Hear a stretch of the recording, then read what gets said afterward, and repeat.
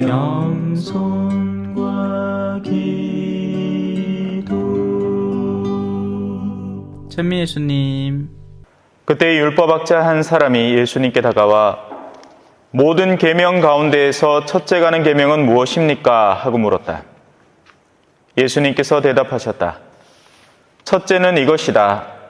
이스라엘아 들어라. 주 우리 하느님은 한 분이신 주님이시다. 그러므로 너는 마음을 다하고 목숨을 다하고 정신을 다하고 힘을 다하여 주 너의 하느님을 사랑해야 한다. 둘째는 이것이다. 내 이웃을 너 자신처럼 사랑해야 한다.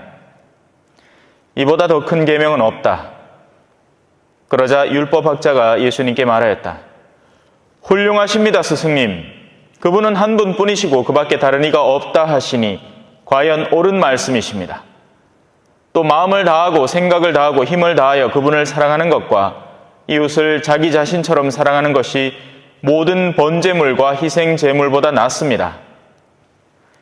예수님께서는 그가 슬기롭게 대답하는 것을 보시고 그에게 너는 하느님의 나라에서 멀리 있지 않다 하고 이르셨다. 그 뒤에는 어느 누구도 감히 그분께 묻지 못하였다. 주님의 말씀입니다.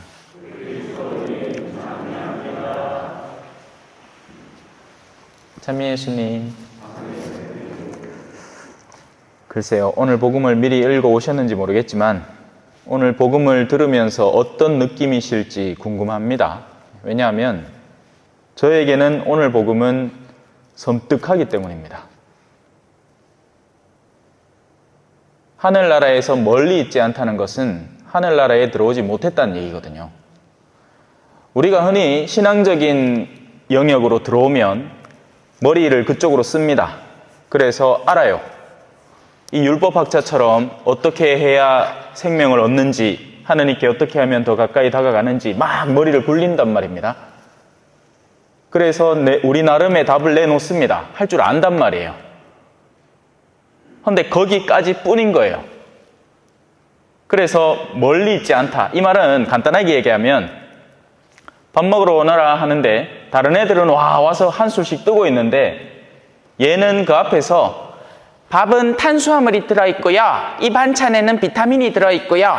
이 음료수는 뭐가 있어서 뭐가 몸에 좋고요. 이렇게 하고 앉았는데 밥은 한 술도 안 뜨는 겁니다. 그렇게 하다가 그냥 집에 가는 거예요.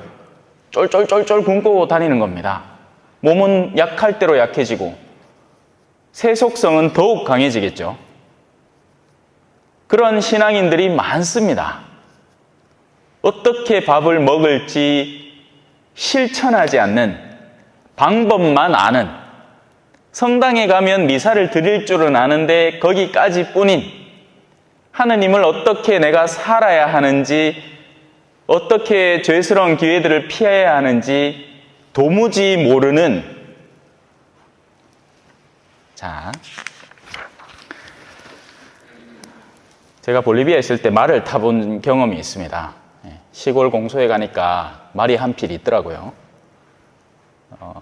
그러면서 빠드레, 거기는 이제 신부님을 영어로는 father이고 그 동네 아버지라는 말은 빠드레라는 말이거든요. 빠드레, 한번 타볼래? 새로운 체험하는 거 좋아하니까. 딴 거 안장 이런 거 없어요. 그 동네 그냥 입에다가 줄을 이렇게 묶어갖고 한 줄 이렇게 뒤로 척 걸쳐줍니다. 그래가 이래 땡기면 이쪽으로 돌고 저래 땡기면 저쪽으로 도는 게 다예요. 그 말 위에 앉았어요. 어떤 느낌이냐면, 아니 이 큰 동물이 나한테 복종한단 말이야? 이런 느낌입니다. 그러면서 내가 우뚝 솟아오르는 거죠. 마치 지금 제가 단상 위에 서서 여러분들을 내려다보는 느낌처럼 우뚝 솟아오르면요, 모든 것이 아래로 보입니다. 말의 힘을 빈 것뿐인데 내가 그 말을 조종한다는 느낌이 들고 내가 다른 이들 한참 위에 서 있는 것 같은 느낌을 갖게 되면서 마치 내가 그런 능력을 다 갖추고 있다는 듯이 착각하기 시작하는 겁니다. 저희가 다시는 군말을 타지 않으렵니다. 오늘 일독서에 나오죠. 아시리아는 저희를 구원하지 못합니다. 저희가 다시는 군말을 타지 않겠습니다. 이 말은 절대 앞으로 말 타지 않겠다는 말이 아니라 그런 높은 자리에 올라서 타인을 내려보고 우리 자신을 우상화하는 일에 동참하지 않겠다는 이야기입니다.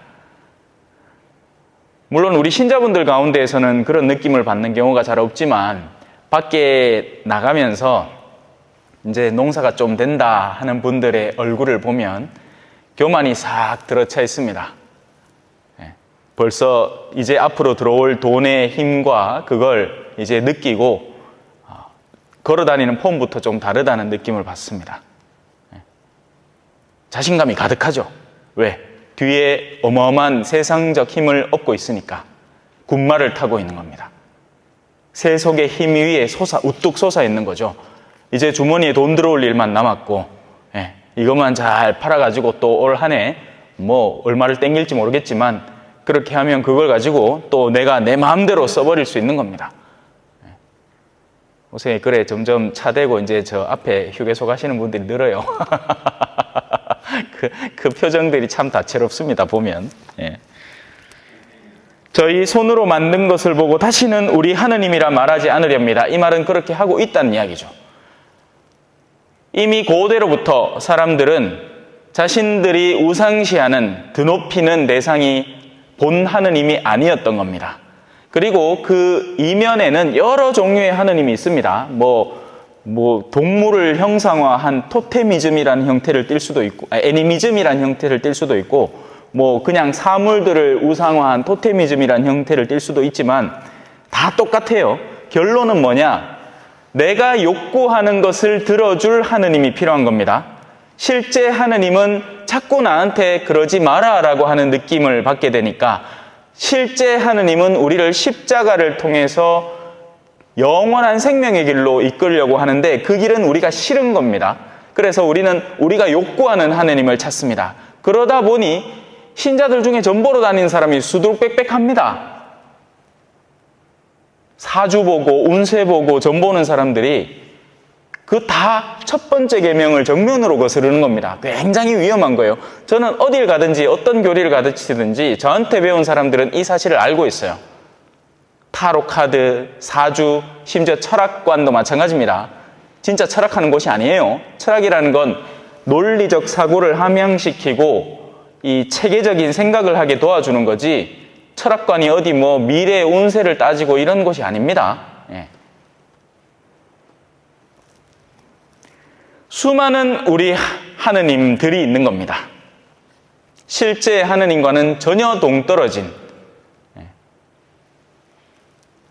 그래서 하느님은 그런 이들에게 어찌 보면 애걸복걸 하시는 하느님이에요. 정말 이상하죠. 우리가 만약에 하느님이라면 그런 종자들 싹 다 치고 마치 참외밭에 순 걸러내듯이 할 거 아닙니까? 그죠? 야는 싹이 노랗다 하면 그냥 잘라보면 됩니다. 만다나 떠노. 그런데 하느님은 당신의 외아들 예수님은 조금만 더 기다려 보시지요. 싹이 날 겁니다. 하고는 또 예언자를 보내어서 가르치는 겁니다. 우리에게 다가오는 기회들은 그냥 주어지는 게 아니에요. 만약에 오늘 이 자리에 전혀 다른 사제가 와서 정치 얘기를 한껏 떠들어댈 수도 있는 겁니다. 어제 봤는 드라마 이야기를 한껏 풀어낼 수도 있는 거죠. 하지만 오늘 이 초전성당에는 이런 종류의 가르침이 다시 한 번 더 필요한 것이고 절실한 것입니다. 여러분 중에 단 한 명이라도 이 목소리를 듣고 그 내면의 방향을 변화시킨다 하더라도 말이죠.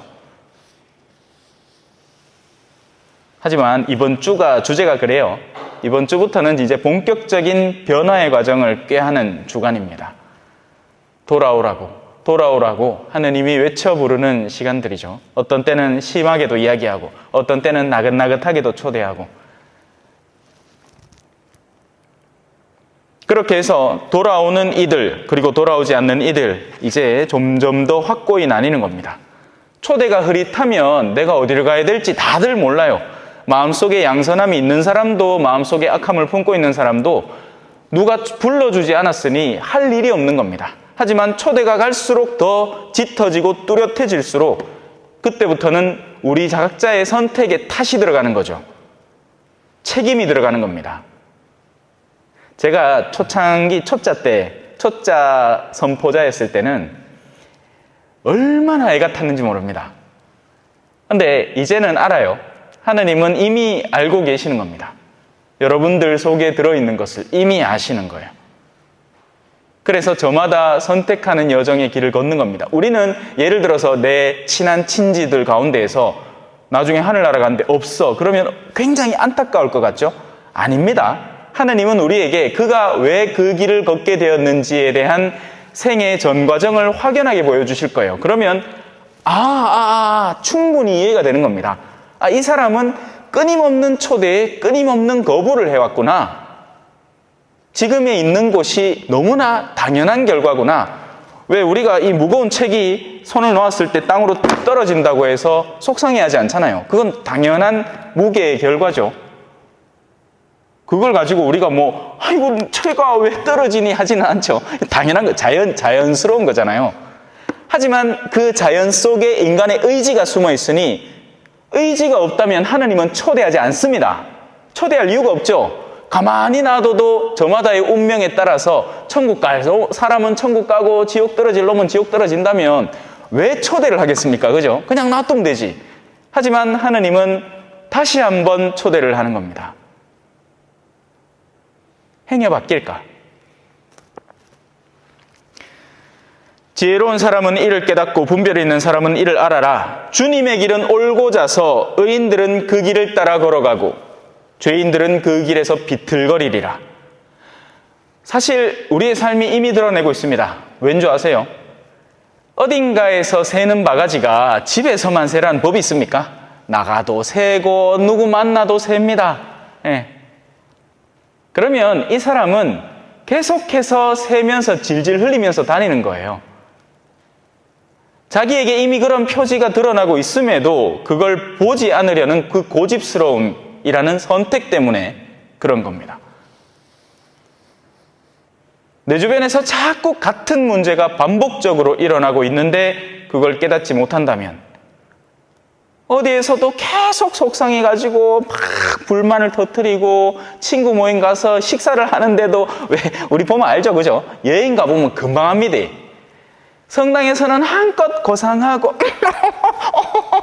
맞나? 그래 기도해야지 막 이카던 사람인데 같이 성지순례 뜻 가잖아요. 그나마 첫날부터 가이드가 마음에 안 든다 카드마 첫날 가는 식당에서부터 요거는 음식이 짜고 요거는 달고 아이고 밥은 왜 이래 끄끄하노. 벌써 다른 사람들은 맛있게 먹고 있는데 산통 다 깨뿌는 겁니다. 이런 사람은요 어딜 가도 절대로 만족하지 못합니다. 끊임없는 불평 불만 속에서 자신의 삶을 온통 어둠으로 덕지 바르고 있는데 자기만 몰라요. 하지만 그 모르는 것에 대한 힌트가 주어지지 않았느냐? 얼마든지 주어졌습니다. 그러나 주다 이제 가까운 사람들부터 입을 닫아버리는 거죠. 더 이상 얘기할 필요가 없구나. 너무나 안타까운 영혼인 거죠. 그래서 오히려 이런 영혼들을 위해서 더 기도해줘야 돼요.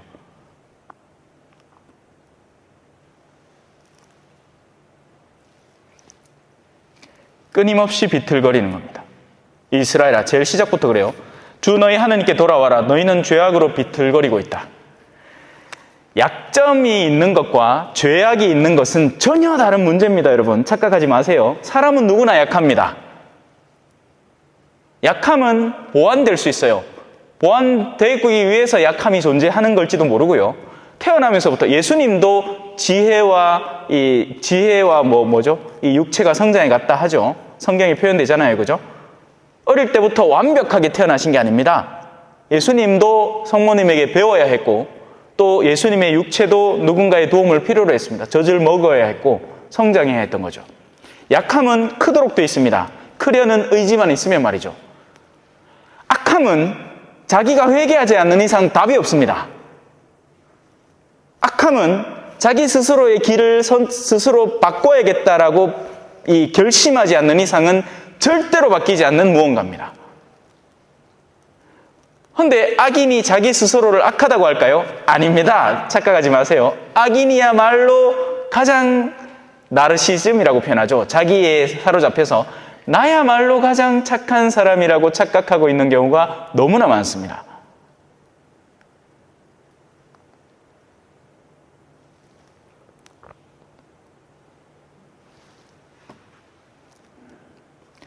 어떻게 알려줘야 될까요? 예수님은 이런 방법을 쓰십니다. 너는 하느님 나라에서 멀리 있지 않다. 하지만 이 바리사이는 이 말을 어떻게 들었을까요? 오예, 난 가까이 있어. 문제는 그게 아니죠. 들어와서 밥을 먹어야 되는 겁니다. 하느님 나라에 멀리 있다가 아니고 너는 이미 하느님 나라에 속해 있다. 비록 아직 약하고 모자라고 덜 컸지만 성장해 나가야 하지만 이미 들어와서 밥을 먹고 있다. 여기에서 사적으로 성체조배하는 법 가르쳐 드릴게요. 성체조배 어떻게 합니까?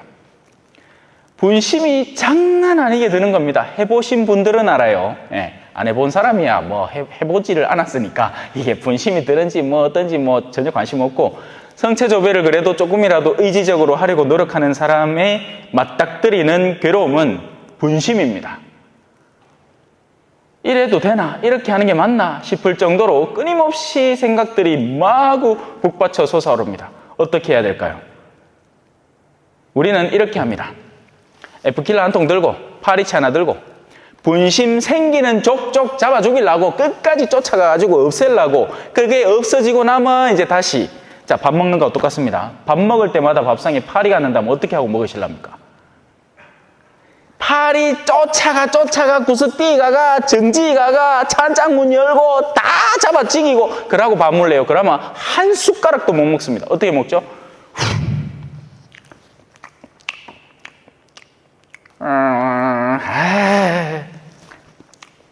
이미 밥을 먹고 있습니다.